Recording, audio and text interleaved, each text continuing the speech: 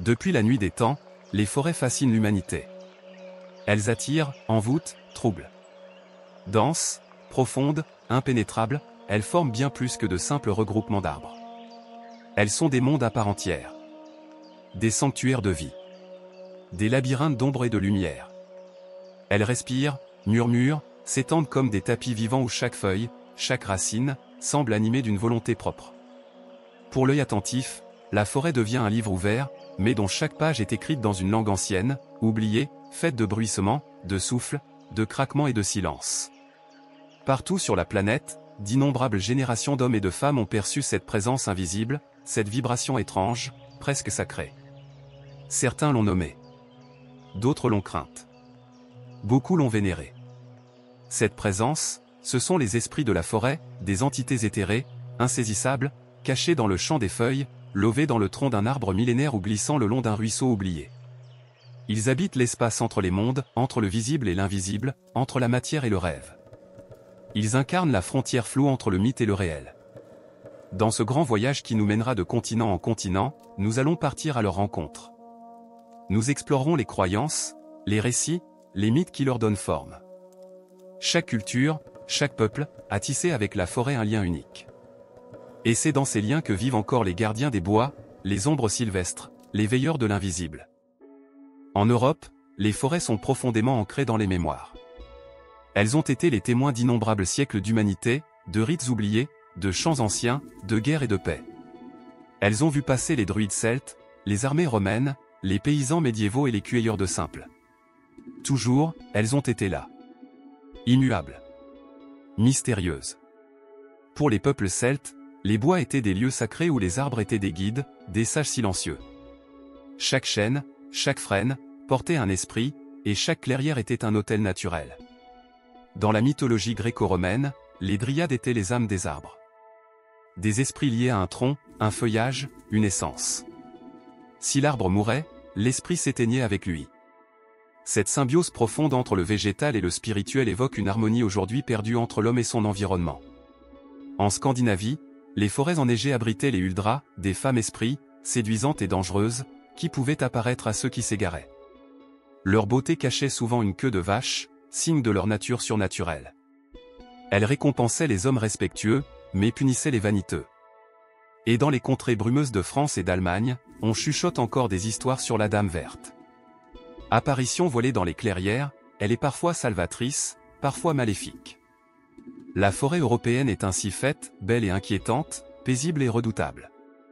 Elle est un miroir de l'âme humaine, un labyrinthe où se mêlent peur, fascination et mémoire. En Asie, la forêt est plus qu'un lieu naturel, elle est un espace sacré, chargé d'énergies invisibles, habité par des présences spirituelles omniprésentes. Le Japon shintoïste considère que chaque élément de la nature peut être le siège d'un kami, esprit divin, bienveillant ou vengeur.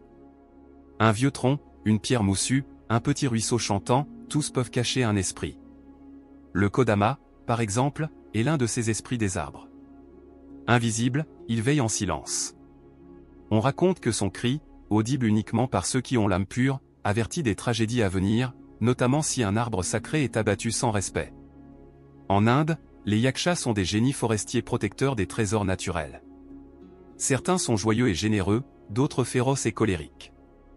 Ils incarnent l'ambivalence de la forêt, un lieu de vie, de dons, mais aussi de dangers et d'épreuves. En Chine, les forêts profondes sont le refuge des chênes, des esprits de la terre et des ancêtres. Les temples en montagne sont souvent érigés à l'orée des bois, là où les mondes se croisent. En Asie, le respect de la nature est ritualisé, codifié, sacralisé. On n'entre pas dans une forêt comme dans un champ. On y pénètre comme dans un sanctuaire. On s'incline. On murmure. On écoute. Sur le continent africain, la forêt est perçue comme un territoire spirituel intense, où la frontière entre les vivants et les morts est poreuse. Pour de nombreuses ethnies, les bois abritent les âmes des ancêtres, les esprits des anciens, les veilleurs du passé. On ne coupe pas un arbre au hasard. Il faut demander la permission. Effectuer un rituel. Offrir un chant, parfois un sacrifice. Car un simple tronc peut être le gardien d'une lignée, le dernier refuge d'une âme vénérée.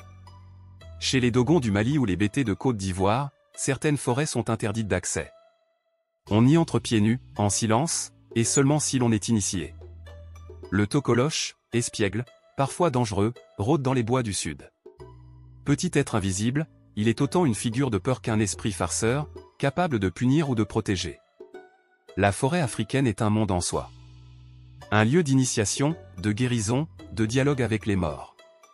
Elle est l'espace sacré où se préservent les récits, les chants, les vérités du monde invisible. Pour les Premières Nations d'Amérique du Nord, la forêt est sacrée. Elle est vivante, peuplée d'esprits, de totems, de forces naturelles incarnées. Chaque animal, chaque plante, chaque pierre a une âme. Le Wendigo, créature des terres glacées de l'Est, incarne la rupture du lien sacré entre l'homme et la nature. Né du cannibalisme, de l'avidité, il rôde dans les bois, affamé d'âmes perdues. Son cri glacial annonce la déchéance de celui qui oublie les lois du respect. Mais tout n'est pas effroi.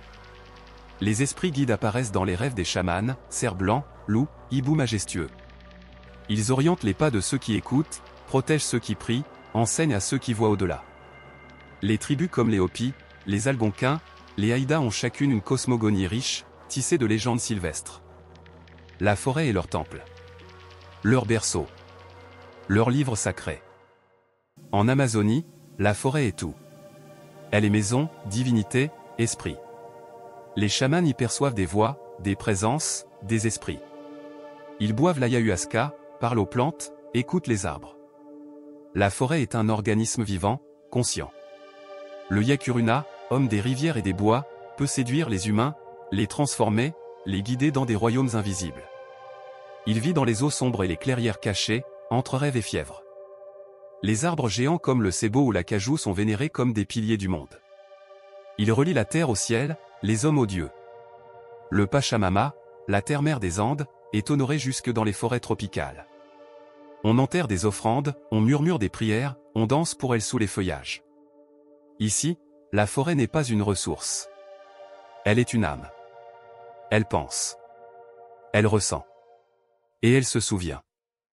En Océanie, les esprits des forêts sont puissants, ambigus. Les Taniwa, en Polynésie, peuvent être des protecteurs ou des prédateurs. Ils vivent dans les grottes, les rivières, les arbres anciens. Les Atua, divinités de la nature, habitent chaque coin de forêt. Chez les Maoris, certains arbres possèdent une werua, une âme profonde. Avant d'abattre un arbre, on chante. On parle. On s'excuse. Car la nature est une présence consciente, souveraine. Les danses, les chants, les tatouages racontent ces esprits, ces gardiens. La forêt est redoutée, mais jamais méprisée. Aujourd'hui, les esprits des forêts ne sont plus invoqués autour des feux de camp, mais ils n'ont pas disparu. Ils se sont fondus dans nos rêves, dans notre imaginaire collectif, dans les récits que nous transmettons à nos enfants. Ils sont là, quand nous ressentons un frisson sous les arbres. Quand un silence étrange nous entoure dans une clairière. Quand nous nous émerveillons face à une mousse ancienne ou une liane enchevêtrée. Même le monde moderne, dans ses tentatives de dominer la nature, ne parvient pas à effacer ces voix. Elles résistent. Elles murmurent. Et elles attendent.